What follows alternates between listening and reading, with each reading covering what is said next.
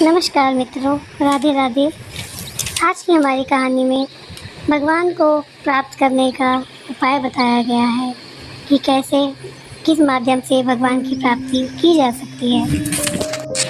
तो चलिए सुनते हैं आज की कहानी। एक समय की बात है, एक गांव में एक बूढ़ी माँ रहती थी। उस माई के आगे पीछे कोई नहीं था, वह बिल्कुल अकेली थी। एक दिन उस गांव में एक साधु बाबा आए। बूढ़ी माई ने साधु बाबा का प्रेम पूर्वक आदर सत्कार किया। जब साधु बाबा जाने लगे तो बूढ़ी माई ने उनसे कहा, महात्मा जी, आप तो ईश्वर के परम भक्त हैं, कृपया करके मुझे आशीर्वाद दो कि मेरा अकेलापन दूर हो जाए और मैं अकेले ना रहूं, क्योंकि मैं अकेले रह रह के बहुत थक चुकी हूँ। साधु बाबा बहुत दयालु थे।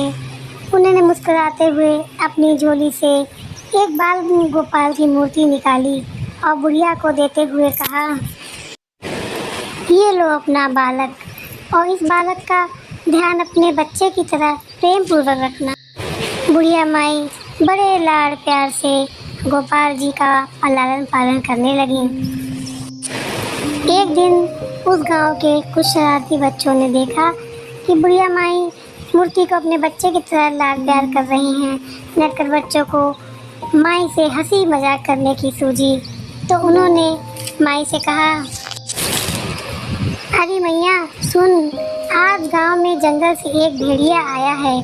सुना है जो छोटे बच्चों को उठा कर ले जाता है और मार कर खा जाता है। तू अपने लाल का ख्याल रखना, कहीं वो भेड़िया तेरे लाल को उठा कर ना ले जाए और खा ना ले। ये सुनकर बुढ़िया माई ने अपने बाल गोपाल को तुरंत ही कुटिया में बंद कर दिया और स्वयं लाठी लेके दरवाजे पर पहरा देने लगी। पहरा देते देते एक दिन बीत गया, 2 दिन बीत गए, तीसरा भी दिन बीत गया, चौथा दिन बीता और 5वां दिन भी बीत गया। 5 दिन बीत गए और बुढ़िया माई भूखी प्यासी दरवाजे पर पहरा देती रही। उसने ना रात देखी ना दिन देखा, केवल अपने बाल गोपाल की रक्षा के लिए वो दरवाजे पे लाठी लिए खड़ी रही। 5 दिन बीत गए थे, ना उसने कुछ खाया पिया था और ना ही वह सोई थी बिना पलक झपकाए। केवल वो दरवाजे पे लाठी लिए खड़ी रही कि कहीं भेड़िया ना आ जाए और मेरे बाल गोपाल को खा ना ले। उस भोली भाली मैया का यह भाव देखकर ठाकुर जी का हृदय प्रेम से भर गया। अब ठाकुर जी को मैया के प्रेम का प्रत्यक्ष रूप से आस्वादन करने की इच्छा हुई। भगवान बहुत ही सुंदर रूप धारण करके सुंदर वस्त्र आभूषण से सुसज्जित होकर बुढ़िया माई के पास जाने लगे। ठाकुर जी के पैरों की आहट सुनकर बूढ़ी माई डर गई, कहीं दुष्ट भेड़िया तो नहीं आ गया मेरे लाल को उठाने के लिए। मैया ने जैसे ही लाठी उठाई, कन्हैया जी बोले, रुक जा मैया, मैं वही बालक हूँ जिसकी तुम रक्षा करती हो। माई बोली, चल हट, तेरे जैसे बहुत देखे, तेरे जैसे सैकड़ों मैं अपने लाल पे न्यौछावर कर दूँ, चल भाग जा यहाँ से। ठाकुर जी मैया के इस भाव और निष्ठा भक्ति को देखकर बहुत प्रसन्न हुए और मैया से बोले, अरे मैया, मैं त्रिलोकीनाथ भगवान हूँ, मैं तेरी भक्ति से बहुत प्रसन्न हूँ। बुढ़िया बोली, भगवान, मैं आपको 100 बार प्रणाम करती हूँ।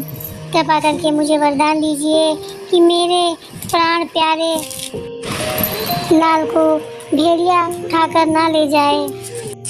भगवान बोले, माई चिंता मत कर, मैं और तेरे लाल को अपने धाम लिया चलता हूँ, वहाँ कोई भेड़िया नहीं है।